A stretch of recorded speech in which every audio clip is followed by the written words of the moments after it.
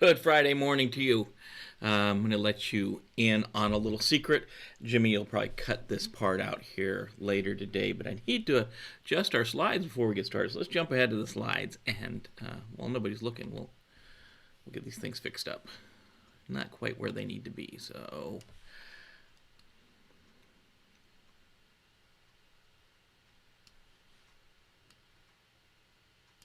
There we go. And we're back to it. So, happy Friday to you. Man, what a week. It seems like every week is slower and faster at the same time. Every day this week was entirely too slow, entirely too long. But then we look back at the week went by like that, it seems like. So we're back to another Friday. Obviously on Friday we were red. I got to get myself another red coffee cup. This is my Cardinal one. A little hard to be supporting the Cardinals when they can't even play baseball. Hopefully soon we'll be playing baseball again. We'll be able to watch it. It's kind of weird. I'm not really a big looking into football, but let me know. Are you a football fan?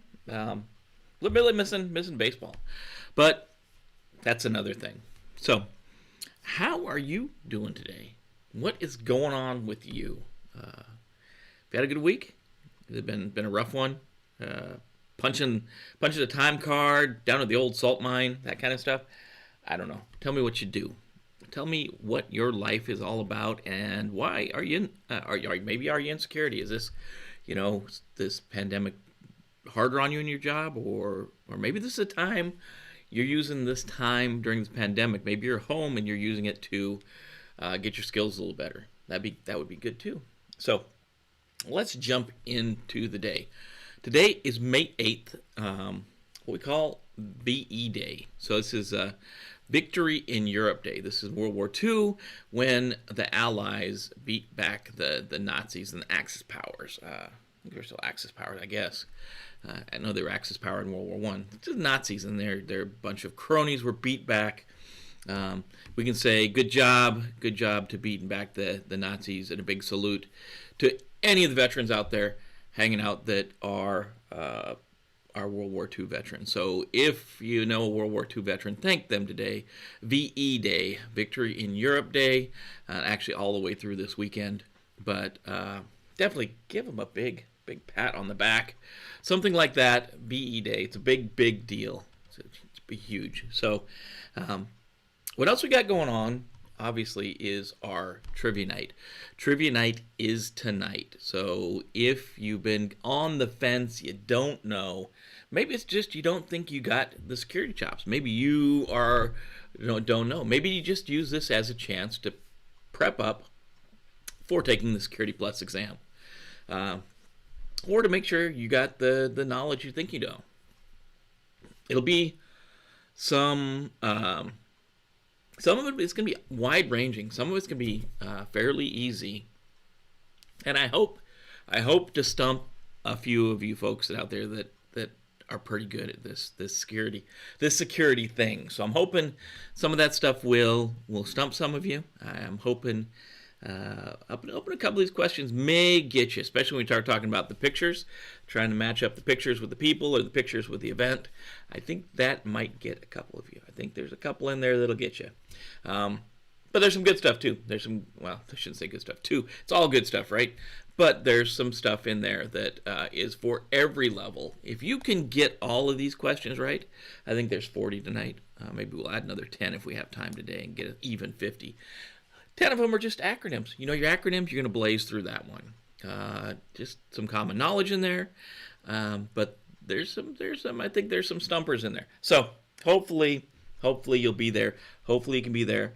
It's going to be tonight at 7 p.m. East Coast time. Be there, or as the Fonz would say, be square. And some of you may not know who the Fonz is, but he would tell you to be square if you're not there, man.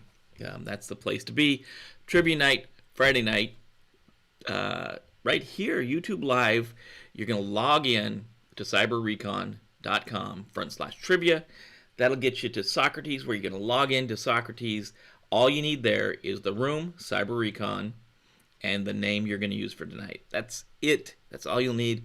Come back to the live stream. We'll be pushing the questions out. They'll come up on your cell phone. They'll come up on your computer. They'll come up on your tablet. Whatever device you're using, they'll be there for you to answer. And we'll see who's got the best chops, man. Who's got the security chops? Who's going to be the king or queen of security trivia for VE Day? VE Day security. Maybe we'll throw that in there, something about VE Day. Maybe that'll be the bonus round, maybe. Anyways, let's get to slides today, this morning, whatever time it is, we're going to be talking about driver manipulation. And this may look a little scary. And I think we got this one. And then I think the only thing we have left in 1.2, if you've been following along, is disassociation. There's one wireless one that got left out. It got orphaned out there, and that's the only thing left in 1.2. Then we've got 1.6, and that's it for domain 1. We've covered it all. Again, this is a big domain. This domain is 25%, or about 25%, of your total exam. So it's a good stuff. If you go know these topics, if you can roll through these, it's 25% down. You're working your way there. The next one, domain 2, about 25% there too. So that's half the exam with 2 domains, and you have 4 to go.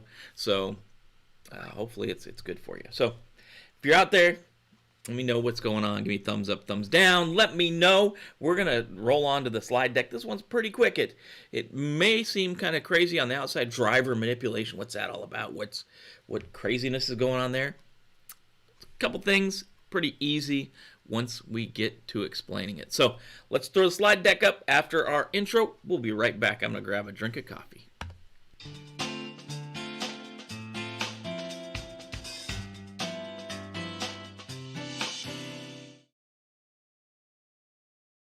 All right, back. It's Jim with Cyber-Recon. Today we're talking about driver manipulation as part of your Security Plus preparation program. This is part of Domain 1, compare and contrast types of attacks. So let's jump into the slides right now. Here we go, a little bit off center there. So, like I said, this is 1.2, part of our Domain 1. Compare and contrast types of attacks. We're going to talk today specifically about driver manipulation. So, first we need to understand what a driver is. NIST does not describe drivers. So I had to go out to Wikipedia and grab the definition of a device driver. That's what we're talking about here. Could actually be a software driver, but normally we're talking about a device driver. So in computing, a device driver is a computer program that operates or controls a particular type of a device that's attached to a computer. A driver provides a software interface to hardware devices, enabling the operating system and other computer programs to access hardware functions without needing to know the precise details about the hardware being used. That's from Wikipedia. So what it is really, it's a piece of hardware that's developed normally by the people that develop the hardware. And it allows the computer to talk to the hardware. So we think about this as a printer. When we go to push print on our computer, it goes through the driver, and the driver formats it in a way that it can be used by the printer. We have drivers for everything. There's drivers for all kinds of interfaces because the operating system normally does not directly talk to any type of hardware. So normally there's a driver that sits in between, and the driver will allow different types of devices to be plugged into different types of operating systems. So, for example, you can use the same printer on a Mac OS system, on a Linux system, or on a Windows system, and it'll have different drivers that allow that thing to work. Same thing with mice and keyboards and other things. There's normally a driver that sits there and allows that communication because an operating system doesn't normally talk directly to a device. That would be bad. That would be a bad thing, I'm telling you. So, in driver manipulation, the attacker is going to modify the code in the driver or the way the driver interfaces with the operating system or the information system to do bad things. And that's what they're after. They're trying to exploit the system. That's what they're there for. That's their goal, right? So there's really 2 types that we're going to talk about for the Security Plus exam. The first one is called shimming. And this is adding malicious code to a layer between the driver and the operating system. The driver does not need to be modified in this attack, and the OS doesn't need to be modified in the attack, but it probably will, because that's what the bad guy wants to do. Modify the OS, modify the information system, so they can get on and exploit that system, pivot, maybe go on to something else, which we talked about in penetration testing, right? This attack could possibly be built for numerous OSs without changing the driver. A lot of times we have a driver that works on different versions of Windows, same driver. So in this example, we're going to pretend that this fake driver for an HP printer would work on both Windows 7 and also on Windows 10. Now, if we think about it, the shim is something we use in construction, right? It's maybe two pieces of material don't fit right, and we put a shim in between them to even that out. Automotive industry uses it as well. There's shims in things like mechanical parts to keep them aligned correctly. Like sometimes maybe your door is not quite aligned, and they'll put a shim in there. It'll raise it up just a little bit, and it'll work well. That's what shims do. They're usually put in between things, and that's why that's perfect for this. Because really, what we're doing is we're going to put a shim right there in between the driver and the Windows 7 system. And then maybe we can make a different shim that's going to slide right in there between the driver and the Windows 10. And when your commands go through that shim, they're modified, and we can impact the Windows 7 system or the Windows 10 system. So we're using driver manipulation because you have to have that printer driver to run that printer. So we have to be careful where we get our drivers from on the internet. So if we go out and we say, man, I've got this old HP printer, HP no longer provides the driver, I can get it from this weird third-party site and install it. It may work perfectly, but it may have a shim in it. It may have this little layer of software that's doing bad things to your system. So you don't want that. The other way we can do things is we can refactor, as then again we say we. The bad guy can refactor the driver. So normally refactoring, wow, there's no way I'm going to talk on a Friday. Normally refactoring is the process to improve the non-functional properties of a driver software code. So the coder can go in there and clean the code up. Maybe they can add the commenting they need to add. Maybe they can clean the format of the code up so it looks better, so it reads better.